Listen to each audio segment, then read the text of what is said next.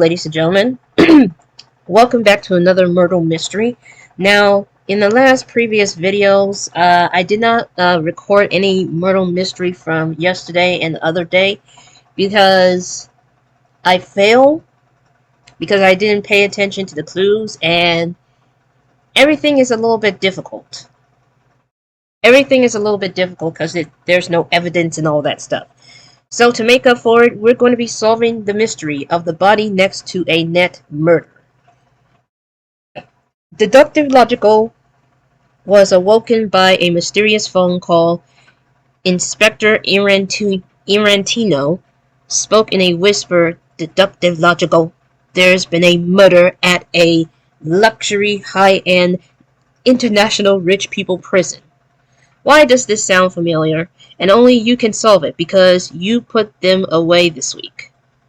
When Deductive Logico arrived at the luxury, high-end, international rich people prison, he discovered with horror that the victim of the murder was none other than Inspector Irratino himself. Do we relive this already? But anyways, Deductive Logico regretted all of the bad things he ever said about him and promised himself that he would solve this case and avenge his rival, antagonist, and friend. So what we have about 6 suspects, 6 locations, and 6 weapons. So the suspects are Brother Brownstone, Babyface Blue, Coach Raspberry, the Duchess of Vermilion, Bishop Azure, and Judge Pine. Our weapons are going to be exploding cufflinks, a shiv made from a Mount Blanc, a poison birthday cake, a diamond-encrusted skeleton key, a rope of designer clothes, and a lawyer. Lastly, we have the locations, which is a cafeteria. I cannot pronounce the other words, but it's the cafeteria, the spa, the rec room, the tennis court, the movie theater, and the guard tower. So each suspect brought one weapon to one location, but only one was a murderer today. Logico knew to start with the facts. So let's see if there's any evidence. Yes, it is. The body was found in the tennis court, so that means we know where the murder took place. We just gotta figure out who and how. So Coach Raspberry was seen in the guard tower. So we're going to scroll down here. That is one clue. The second clue is a lightweight weapon was found in the movie theater. So we gotta figure out which weapon is lightweight. We have the exploding cufflinks, a shiv, the skeleton key, and that's technically it. There's only 3 weapons that could potentially be in the movie theater. So it's either going to be this, or this, or this. Either way, I don't know for sure. That's why I'm putting these question marks. So we know that one of these weapons that were lightweight is in the movie theater. The Duchess of Vermilion was seen hanging around in the rec room. So that's gotta be like the gaming room. Bishop Azure had a weapon made of chemicals. So let's figure out which one it is. This is made of metal. This is made of metal and plastic. This one is made of frosting and chemicals, diamonds and metal, silk, alcohol, and greed. So obviously it's the poison birthday cake. So Bishop Azure had the poison birthday cake. Judge Pine had a lawyer, which is this one right here. Very simple. A designer rope was found wet. So there has to be a location where it's wet. It's not the cafeteria. It could be the spa. But we gotta make sure it's exactly what it is right now. And it is, so it was found in the spa. So the designer clothing was found in a spa. Next up, we have one of Logico's contact in the divine sorority of the consecrated blood gave him this tip. Which I can only tell frosting was found something something. If we try to decode it, it will not decode it. So we gotta figure this out. And pardon me with this part pop-up, it happens every time when I plug in on the laptop to charge up.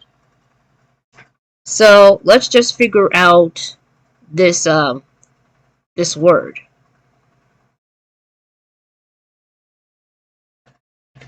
Alright, ladies and gentlemen, this is what I figure out. Frosting was found beside a I can't pronounce this one.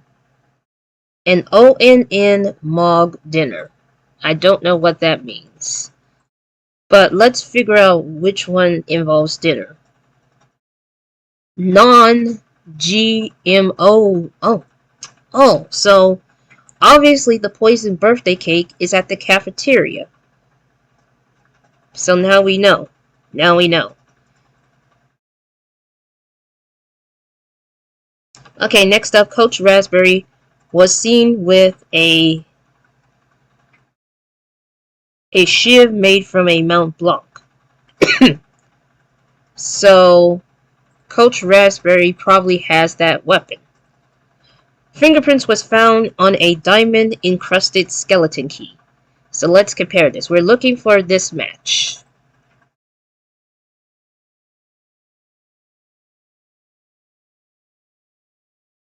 Obviously, it's the Duchess of Vermilion. So, the Duchess of Vermilion...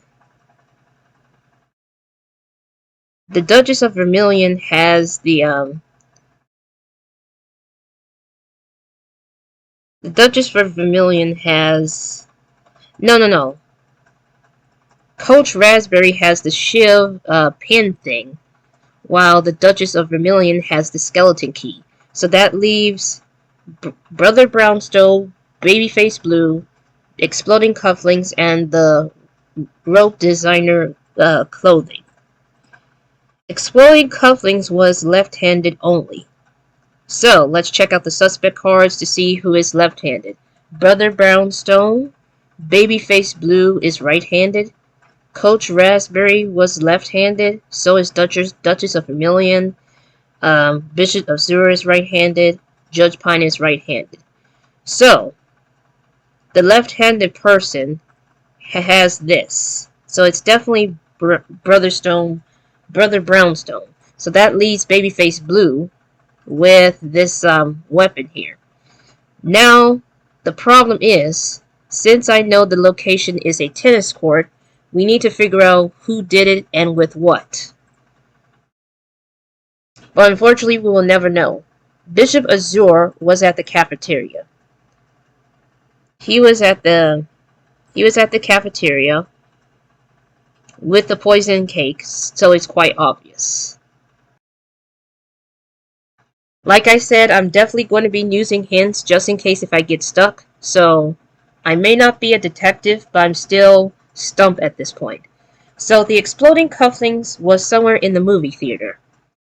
So that means that this weapon was at the movie theater, which means that,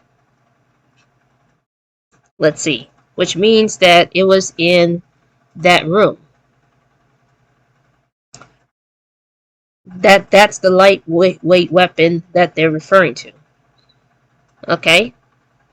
So the next hint is somewhere telling me that there was a lawyer somewhere in the tennis court. So that means that the lawyer is the weapon, but the question is, who has the lawyer? Well, if we pay attention to clues, it's quite obvious that it was not Coach Raspberry, but it was Judge Pine, because she has the lawyer. So, is this correct? Let's find out. Yes, it is, even though I have to use a hint to figure this out, but it's quite obvious. While Judge Pine protested her innocence, she were nevertheless convicted again. And as you could tell, Inspector Irratino faked his death just to see if Deductive Logico was proven to be a smarter detective. And that's that concludes this mystery. So it took me about 15 minutes. So hey, thank you all so much for watching, and I'm sorry that I wasn't able to give you a previous video from yesterday and the other day, and that's simply because I fail out of embarrassment to realize that I didn't pay attention to the clues, and other times it has something to do with the fact that this one mystery is so hard that it doesn't have any evidence, which makes things very difficult.